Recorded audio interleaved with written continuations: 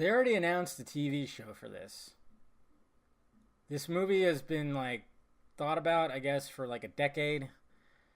And the movie hasn't come out yet, and they're gonna already have a TV show. Which is probably what they should have just did in the first place.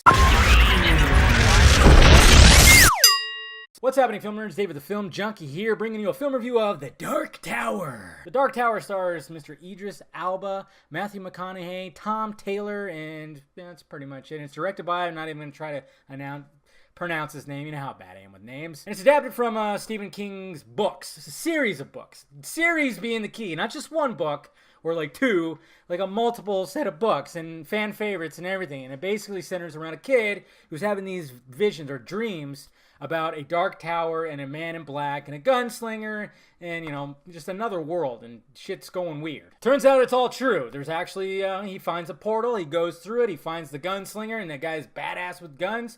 He's just like pretty much a cowboy. He's got some revolvers, and he's just he just knows how to work them. And then he figures out that, yeah, there's something going on. The man in black wants to take down the Dark Tower because it's right in the center of the universe.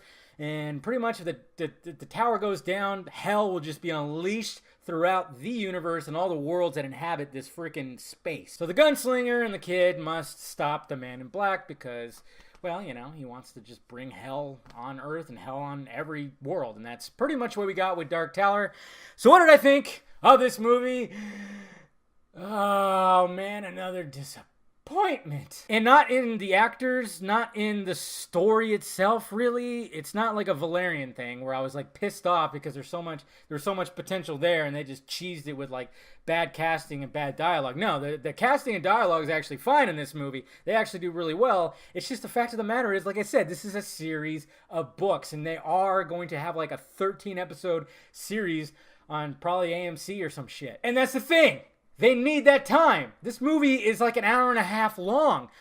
In my first reaction review, I actually wouldn't mind a 3-hour cut of this movie because there's so much crammed in here. And it starts off, like the first 20 minutes, great. I was on board. I was going, wow, this is actually intriguing me. This is pulling me in. I'm kind of digging what's going on here. But then it's just, once the story really gets kicked into gear, it just goes bam, bam, bam, bam, bam, bam. And all of a sudden, you're at the fucking final scene. And even the final scene was anticlimactic because it just felt so rushed. And there's just so much here. There's a lot of mythology in this world. And they just kind of just go through it so quickly. It was so freaking rushed. And there's just a lot of potential. I mean, Idris Elba was awesome. Even though, like, part of me was like, man, if him and McConaughey actually reversed, I wonder if that would work better because it just seems like, you know, you have the gunslinger and McConaughey has that twang to him. I just wonder if that would have worked, but I guess that. And you know what? That's the thing, though. Idris Elba would be an awesome villain. Come on. It's okay. It's whatever. They still did great. Even the kid did great, too. Like Tom Taylor, whatever the heck. It's all good. But by the way, the main kid, yeah, your mom's hot. Yeah, wow. But yeah, guys, it's just, oh man. And it was shot well too. But it was so, I mean, there were scenes that lasted no longer than 10 seconds. It was so just quick. I just gotta wonder, like, what was cut from the floor? Why?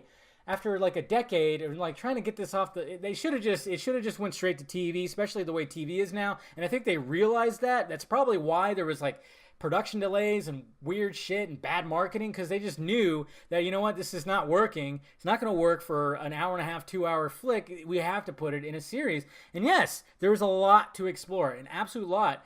And I'm actually looking forward to it because even, I guess, Idris Elba is he's gonna play the gunslinger again. I don't know if McConaughey is gonna do anything or if they're just gonna continue the story and if the kid's gonna come back. I don't know, but it would be cool because I think if they actually put it on TV, they can flesh out the characters.